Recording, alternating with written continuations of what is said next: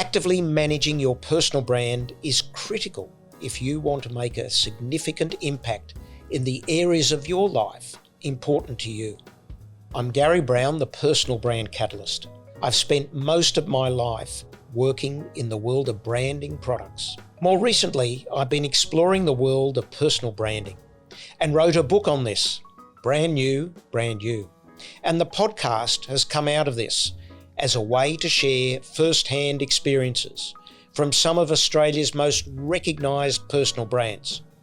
Shane is currently the Managing Director of SAF Leading Advisory, the Board Chair of Youth in Search Foundation, the National Emergency Medic, the National Emergency Medal Committee, and the New South Wales Connectivity Innovation Network, a member of the Australian Bravery Decorations Council and Australian Father's Day Council. He also serves as an advisory board member for FireAnd, Shane's patronage of two charities, Kids Express and Coffee for Kids, and being an ambassador for First Responders Wellbeing Summit and the Rotary New South Wales Emergency Services Community Awards. He was appointed as the inaugural Commissioner of Resilience New South Wales and Deputy Secretary, Emergency Management with the Department of Premier and Cabinet from May 2020 to December 2022. During this time, he served as Chair of the State Emergency Management Committee and the State Recovery Committee and the Boards of Commissioners. Shane, thank you so much for joining us today, and it is a real privilege and pleasure to have the opportunity to talk to you about not only where your career has taken you today, but in terms of building your reputation and your personal brand. And I'd welcome the first question to you as to whether you see yourself as a brand, or do you see yourself as Shane Fitzsimmons? Yeah, thanks, Garry. It's a pleasure to be with you. And that first question, I must say, I've never seen myself as a brand. I've always seen myself as Shane Fitzsimmons, as someone who's tried to do my part, whatever that has been, with the goal of wanting to belong to something and contribute just to making a difference. It's been an interesting couple of decades, but I think on reflection now, and particularly given feedback I've received in the last few years, I think people do associate with me with a bit of a brand. When you say people associate you with being a brand, association with you as the person, or with you with what you've achieved and undertaken to where you are today?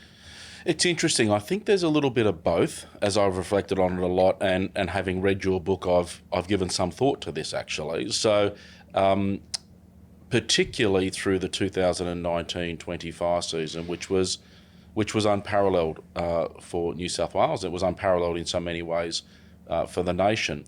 But one of the roles I had was, as Commissioner, leading that response effort, was the daily stand-ups with media conferences and press conferences and providing updates and information. The role to get out public information and warnings meant that I was rather prominent in radio, in TV, online forums and those sorts of things.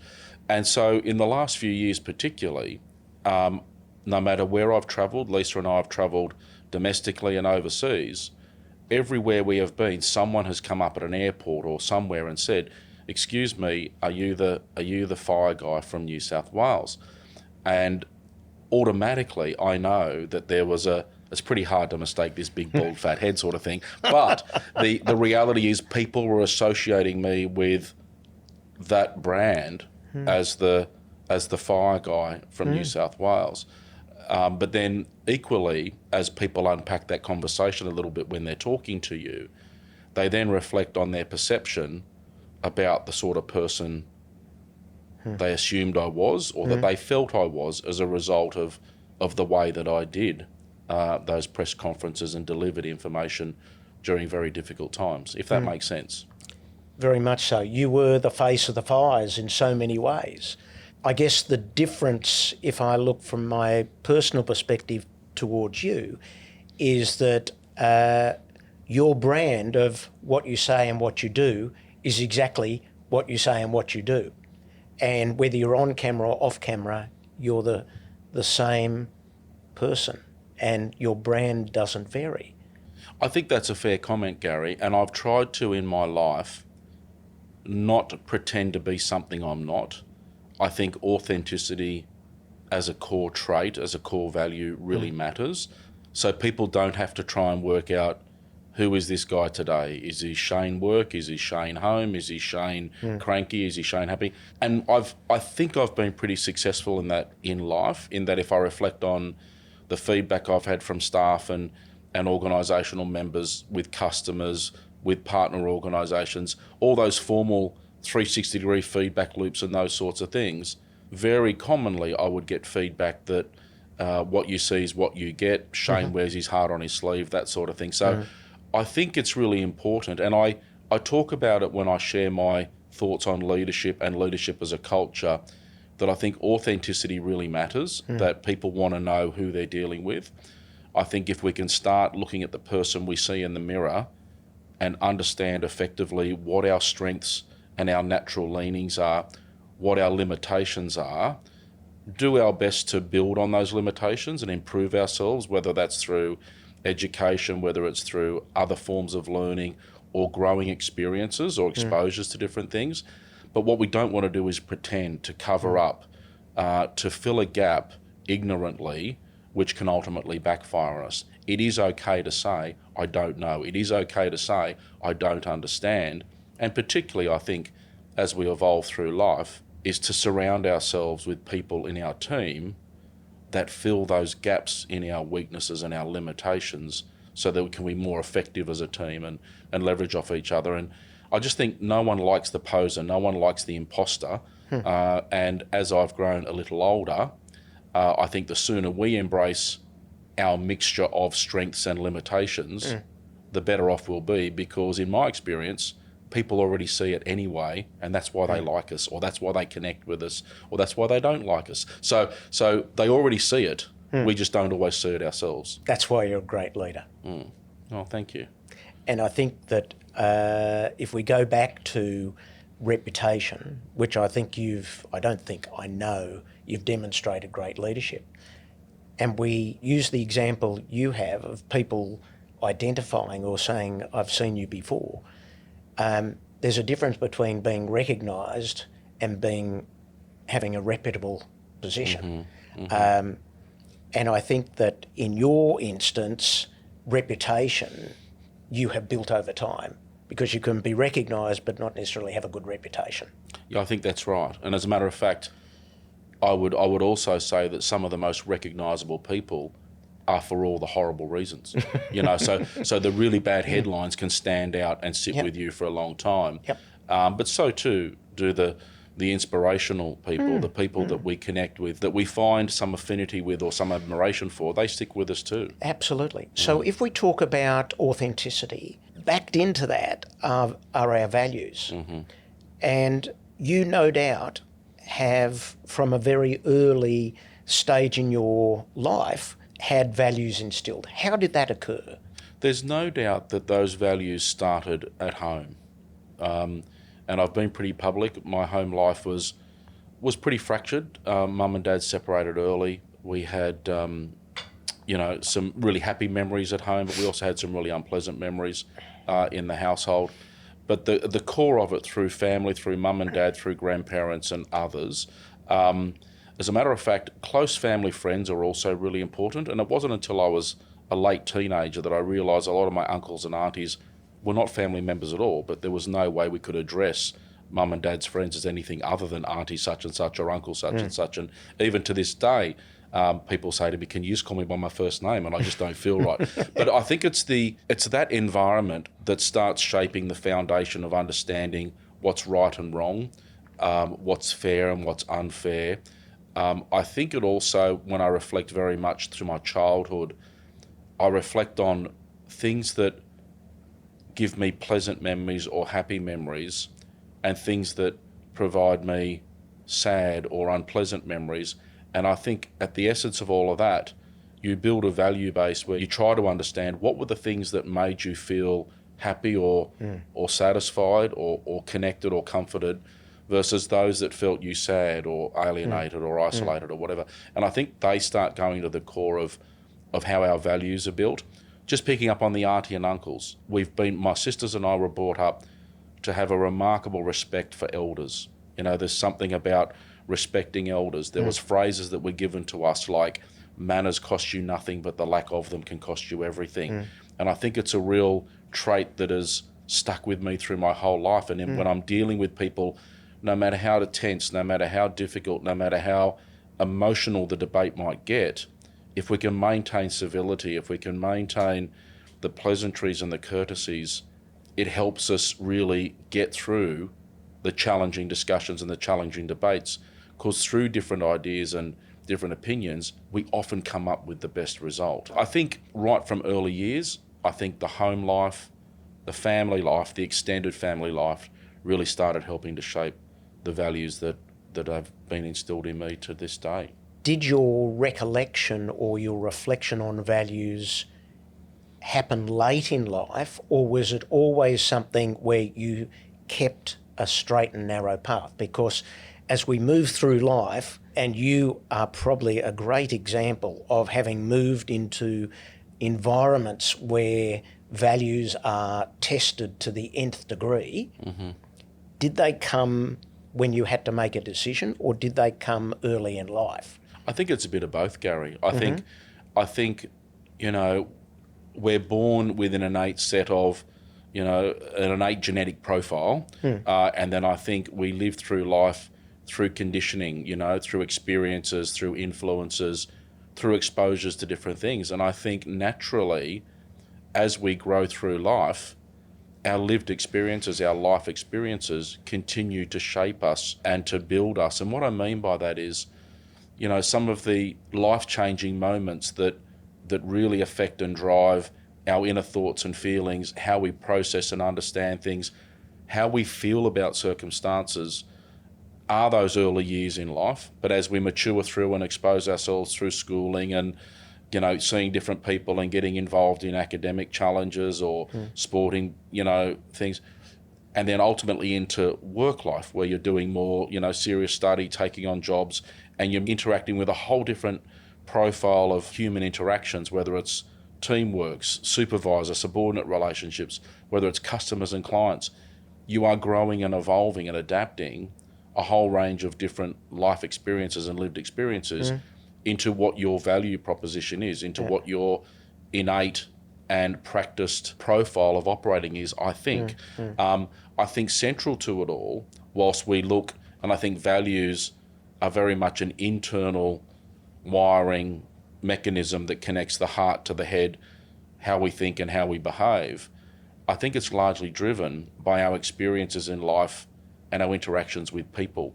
We see and learn and we reflect on experiences on how we interacted with others or how they interacted with us, how we felt, how they made us feel, how we perceive we made them feel. And I think they're the sorts of things that influence and drive our values.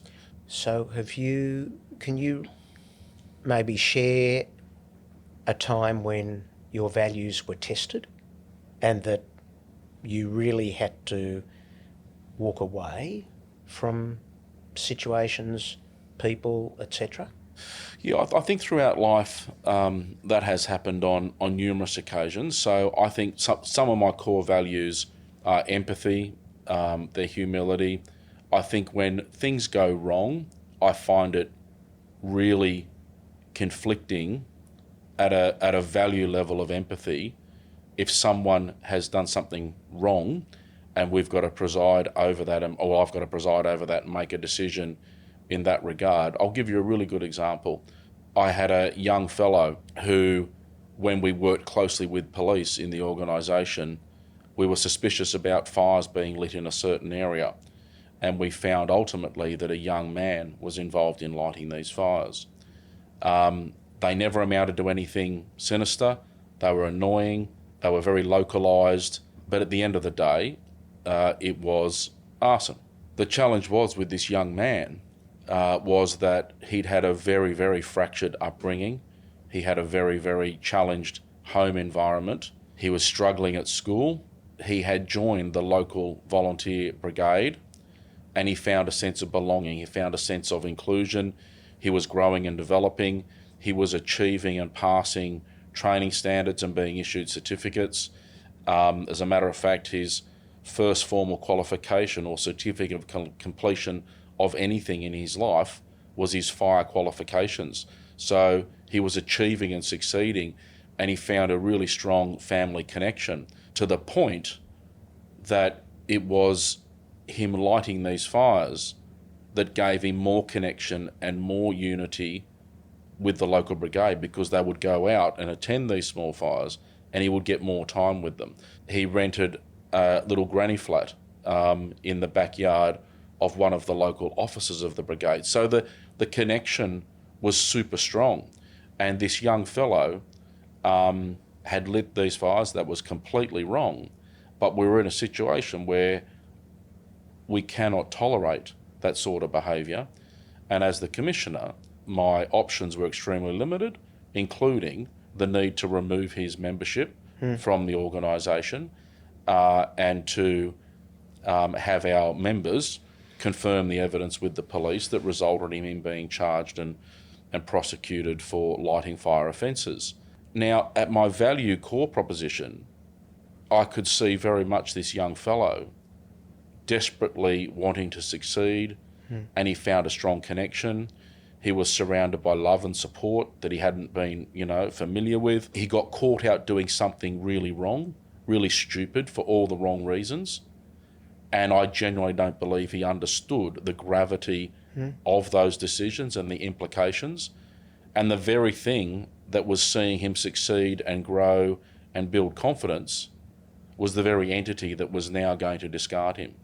Those sorts of things weigh very heavily on you. So my values were completely conflicted. Here I am on one hand, how do we look after the welfare of this young man? But on the other hand, I can't ignore the responsibilities It's of quite bizarre working in through many that. ways. It is. Terrible situation. I guess that's probably one of many instances where, through your career, you've been confronted with a conflicted mindset of somebody else who has different values to you. Well, absolutely. And I think deep down, I think back to my childhood, and I think I was a pretty wayward kid, and I'm glad social media wasn't around and everyone had a camera in their hand and all those sorts of things, because what we were doing back then, is just unacceptable as social behaviours today. And I saw this young man, and I know when I was a teenager, I joined the local fire brigade as a volunteer, and it helped bring me back onto the straight and narrow. It helped provide me with a positive path into the future. And I've often reflected on that example, and there was more than one of those examples in rural and regional areas of New South Wales. I often reflect and say, would there have been another option had we been not so stringent on what was tolerated and what was not tolerated, that could have got that young person, on a better path forward? So you've been in organisations, some of them for decades, some not so long. Yes. And those organisations grow and change. The community beliefs change in terms of the way they look at things, and you just used a good example of what you were doing when you were a child, and not necessarily acceptable behaviours today. Have you been in a situation, or have you had to change or encourage organisations to move with the times? Because, some of those organisations you have and are involved in are thousands upon thousands of people, and some of them are semi-government, which has to change as well. Correct. That must have been a huge challenge to try and move the mindset to improve the values, beliefs and practices. Absolutely it is, Garry. And I can say to you, what you're saying is 100% right. And if I think about just my tenure with the Rural Fire Service, coming through as a volunteer through to the final 12 years as the Commissioner, every iteration along the way, we've had to adjust and adapt and change. But I do think as leaders, as influencers in organisations or influence with others generally, change for change's sake is never welcome, nor is it easy to prosecute or affect, because people say why. And if you can't explain a why for any material benefit, then they're going to say, really, what are you putting us through this for? So I think good leaders, when it comes to making decisions and driving and influencing the need for change, they first identify the why. You know, what is it we need to change and why is that the case? You know, we need to shift because of X, Y, Z. And that can be anything from, and if you use a really material example, when I first started back in the 80s, we didn't have rules around seatbelts. You know, none of our fire vehicles were ever annually registered for road safety and compliance. They just had to be drivable and those sorts of things. We used to drive around and literally hang off the back of the truck standing on road. Now, you fast forward today, as the years have evolved, we've had to dramatically change standards, equipment. When I first started, there was no formal training. Yeah. We've now got national, international benchmarks for training and qualifications and performance standards and criteria. But what is the why? Yeah. It's because we need to save lives. Sure. We need to limit injury. We need to limit the loss of life in the performance of duties. When you can articulate the why we're changing and the why we need to adjust and adapt, you've got a greater chance of getting organisational fellowship or organisational adaptation to undertake that.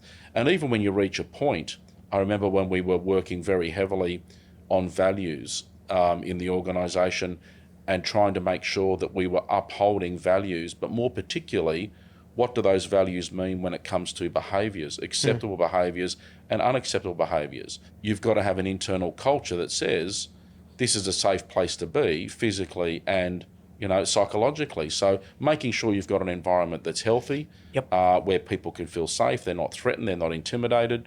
They're the things that matter. And you do that through a need for change. You do that through setting rules and parameters and then holding people and organisations accountable. Absolutely. So taking the point that you now see yourself as a brand, and a strong one at that, if I may say, and you have a reputation, how much does that play on your mind when you are looking at organisations that you would partner with, work with, or join? Is it something that you think I have to be more conscious of? Is it something that you go through a process? I think I have gone through that process over life. You know, every now and then there's, you know, you get these job offerings of, you know, wonderful incentives, payments and options. But when I look at the core of what it's there for example, I'm not driven by wanting to be part of a profit over purpose organisation. So if every organisation needs to be profitable, they need to be successful, but at what cost? I've worked out in life that I really like to be connected with, you know, people and organisations that are driven by purpose, to make a difference, to make a positive and discernible difference in society without ripping everybody off in society. And I don't mean that people can't be profitable and organisations can't be profitable. They need to be by their very nature. But what they need to do is make sure they've got the measure right, that it's purpose over profit. You know, I have found, even as I've transitioned out of government and I've really thought about the last 18 months on what I'll do, I've actually ended up setting up my own company, and I'm working for myself and I'm working in partnerships with others where I can still connect and contribute to the sector that I've been a part of for so many decades, but also exploring and joining with sectors and organisations and industry groups that are trying to look for and make a difference more broadly across New South Wales and further afield. So what is that value proposition that you talk about that you within your business? When you say you're looking to partner with organisations that have a similar philosophy or values, yes, I think that's what you're saying. Oh, it is. So and that can be very differing areas. So I'll give you an example. So I'm the voluntary chair of the Youth InSearch Foundation, an organisation that runs a very unique peer support program of young people helping young people to take them from crisis, you know, take them from adversity through to triumph. And sadly, until you get involved in an organisation like that or a sector like that, you don't realise that suicide is the leading cause of death in young people. You know, in the last reportable period, it's more than one young person a day is dying by suicide in Australia. So being part of that organisation, helping them with some governance and some work through the board and connecting with the team is really aligned with what I value and what I believe in. Similarly, I chair the New South Wales Connectivity Innovation Network. Very different to the Youth in Search Foundation, but the Connectivity Innovation Network is about government working with university and academic sector, with small, medium and large enterprises and the community of New South Wales to identify and explore how do we get people, particularly in rural regional areas, better connectivity so that they can thrive personally, organisationally, through business, through industry. And it's amazing, through this body of work, we go out and we run symposiums around regional areas. We get ideas joined up of what might be existing and how we can make them work better that hasn't been tried before, or what's new and emerging with thought or experimentation, and how could that be tied with academia and government to explore new and innovative solutions that can start help closing that gap. So I've got that sort of thing, and I've got the Youth in Search, I've got Connectivity Innovation Network, I'm providing advisory and support services to digital solution organisations like FireAnt, and then even through Amalgamation, the partner, where we're actually looking at how do you support complex program, project, service delivery models to assist, particularly in the public safety space, rolling out things like communications networks or problem solving, you know, in the next iteration of how do we move data around, you know, high-end data for, you know, streaming video services and those sorts of things. So, yeah, a lot of variation. Last week I was helping to facilitate a strategic command leadership forum with the national body, the National Council for Fire and Emergency Services, at a residential program in Manly. So those sorts of endeavours are what are now occupying my time, where I see them as entities or organisations or relationships where we're united in seeing how we can make a difference for others. And it's a credit to you with the career you've had of being recognised as the face of the fires, to be able to evolve and really identify the relevance that you can deliver to the community, or in fact the business or government community, which is quite a challenge because many don't get that opportunity to be able to reinvent themselves. And I think it's fair to say that that's a bit of a learning process for me, Gary. I think the last 18 months or so particularly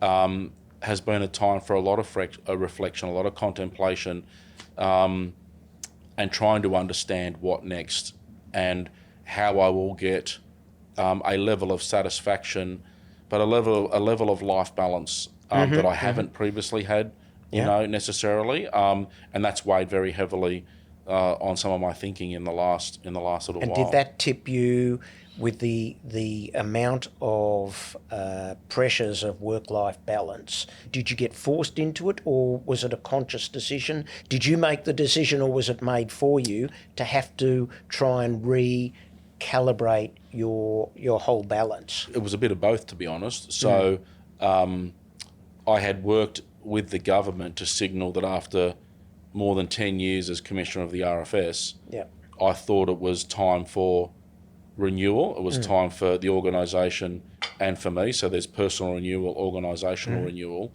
to step down from that role. And that was originally going to take effect prior to the 2019-20 fire season, but there was just something that wasn't right, and I agreed to stay on and go to the end of that fire season. We had no idea how bad the fire season was going to be, but ironically, as draining emotionally and physically as that fire season was for everybody involved, I know personally, I think I would have been more adversely affected had I'd left just before the fire season than not been there with the team through it.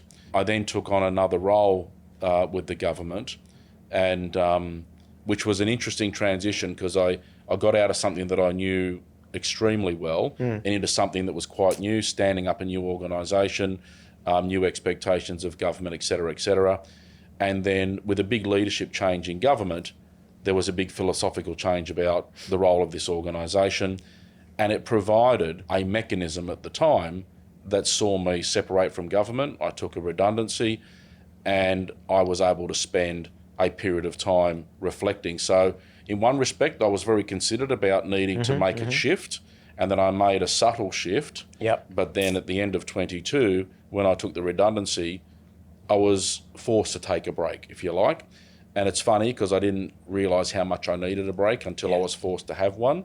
But the break enabled me to have, time for reflection and contemplation, and probably a bit of strategising. But now I've landed in a place and I've embarked on a new direction. So there's still a little experimentation. There's still learning as I go, but it's exciting, and I really appreciate the relationships I've forged and that I continue to forge, and the partnerships that I'm already building with others to see what we can do, in the years ahead. So one of the things that strikes me about you, and I think we've known each other for quite some years now, is the consistency with which you go about doing whatever you decide to do. And when you talk about relationships, I think it's fair to say that the relationships that you established long ago are still relationships you have today. That's and friendships you've had today. And that's a testament to your reputation, but also your values. I think that's a fair comment, Gary. I think if you're true to self and you're true to others, relationships are strong and binding, professionally and personally. If I think about our closest friendship circle, they're friendships we've had very close for many decades, since we were teenagers. And if I think about professional relationships, it's the same. There's still people I bump into that we started working together in one form or another, volunteering together, working together many, many years ago. And I think consistency is very strongly aligned to authenticity.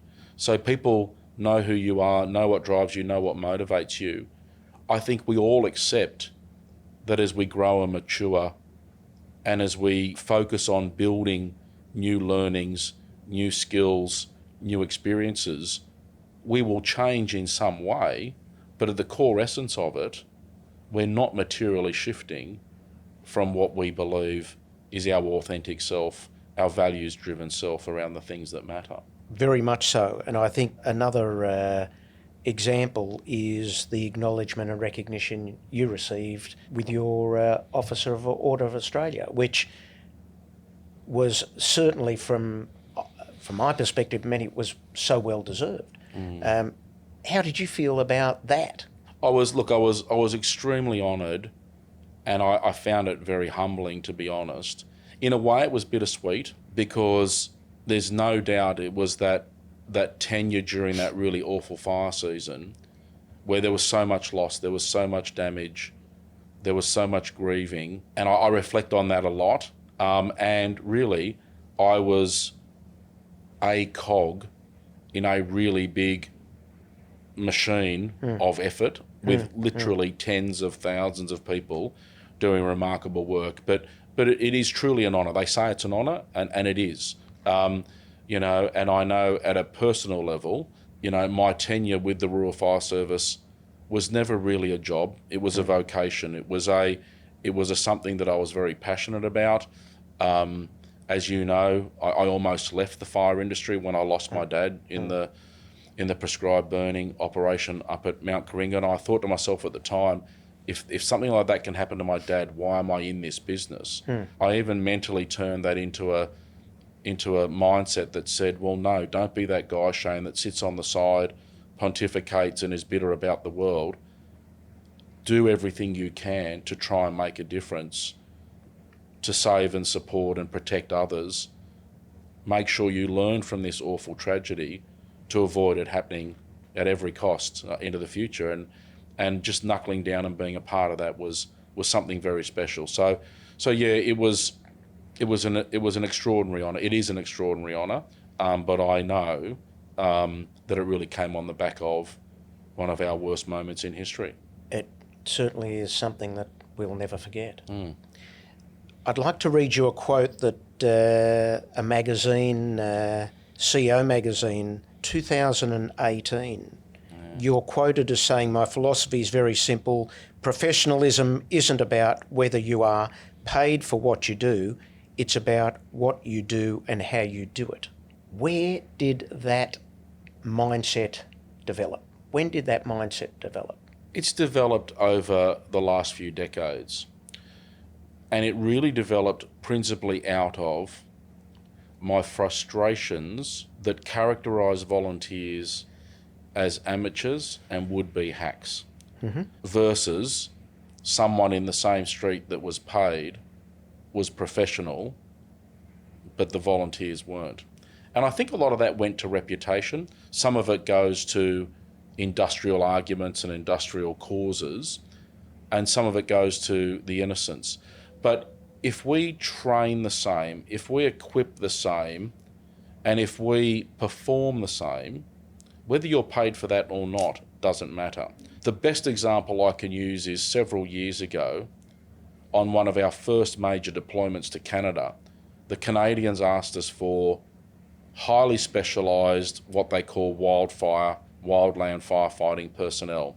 They needed to be skilled in remote area firefighting, limited use of machinery and water, so a lot of hand tools, preferably aircraft, winching in and out and all those sorts of things. And I think we needed to provide about 100 of them. So we identified the 100 firefighters, no problem at all. The issue was they were all volunteers. Across the country, there was a couple of other paid firefighters that had the same skill set. And when we were about to deploy them onto the planes to fly to Canada, we got this feedback that said, "Oh, the Canadians won't accept volunteers on the fireground. They can only be paid professionals." So it really got up my nose, and I remember speaking with my deputy and the executive team, and we said, "We've got to overcome this. This is crazy." So what we did, we actually said to all the volunteers, "Now look, there's something strange is going to happen. When you get off the plane in Canada, we're going to pay you a daily allowance. So you tell everyone when you get to Canada that you're a paid member of the Rural Fire Service." So we overcame the professional argument. The irony was the feedback we got about our members from the Canadian authorities about how amazing they were, how resourceful they were, how skilled they were, how adaptive they were.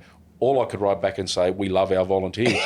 It was a fantastic bit of feedback. That was the principal driver behind where I really developed and started to evolve that quotation. But the reality is, in my experience, it applies in life. So I, in so many ways throughout my working career, I was never driven by remuneration. I was never driven by money. I was driven by simply trying to get the best result we can. When I think about society, when I think about community, I say to people, think of anything that works well in your community. Think of anything that achieves great things for others, and I'm willing to bet you that you'll find it's underpinned by volunteers. It doesn't matter whether that's in our sporting endeavours, whether it's in the education systems, whether it's in care and concern for elderly, infirm, disabled, or anybody in society, our bush regeneration projects, and of course our foreign and emergency services. There is nothing that's not underpinned by volunteers. Money doesn't make us professional, but it's our mindset. It's our mindset, it's our training, it's our skills, it's our equipment, and it's our discipline to procedures to doing the right thing. That's what's professional, not whether you're paid for it or not. Totally agree. Couldn't agree with you more. And if there were more leaders like you thinking that way, I think we'd have quite a different society in which we live today. So far had a fabulous career, and it's been a sprinkle of government, private, public, volunteering. Along the way, you've probably come across those who you've sought advice, guidance, etc.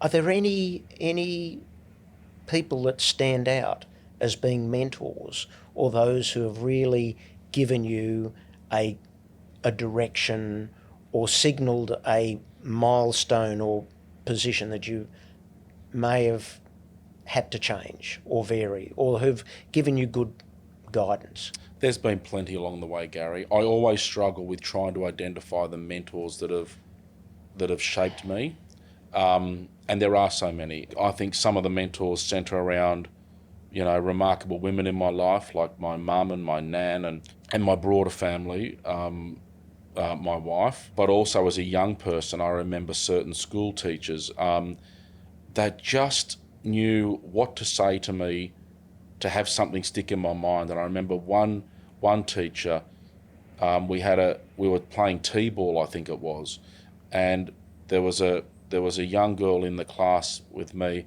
and sport wasn't her thing. I think she struck out on the T-ball, 2 out of 3 or something, and she finally hit it on the third one and couldn't make it to the first base, right? But she was knocked out and she was really sad. And as she came over, I remember as a young kid, I said something like, "Don't you worry about that. All any of us can do is our best," And I remember the teacher saying to me, because this young girl was quite distressed, she said to me something like, "Shane, that's really nice of you to say that." And then I remember as a kid being singled out at the next school assembly where she said one of the greatest sporting moments we had in sport this week was Shane talking to such and such. And that stuck with me, but it said to me, lift others. It was one of those turning points, and I was in primary school, that has stuck with me forever. So it's some of the little things that really get to me.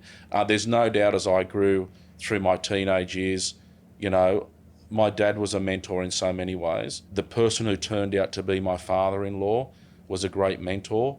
My bosses in the motor industry were wonderful to me. My supervisors, and of course the previous commissioner in the RFS, has been a wonderful mentor to me. There's been politicians, there's been lots of others. But what I would say about mentors, Gary, is even in the same person, I have found that mentoring has delivered for me both the things that I really admire and respect about them and make me feel good, and I work out in my own way, how can I emulate that in my style, in my fit? Because if it makes me feel good, if it makes me resonate positively, then maybe that can help me in connecting with others.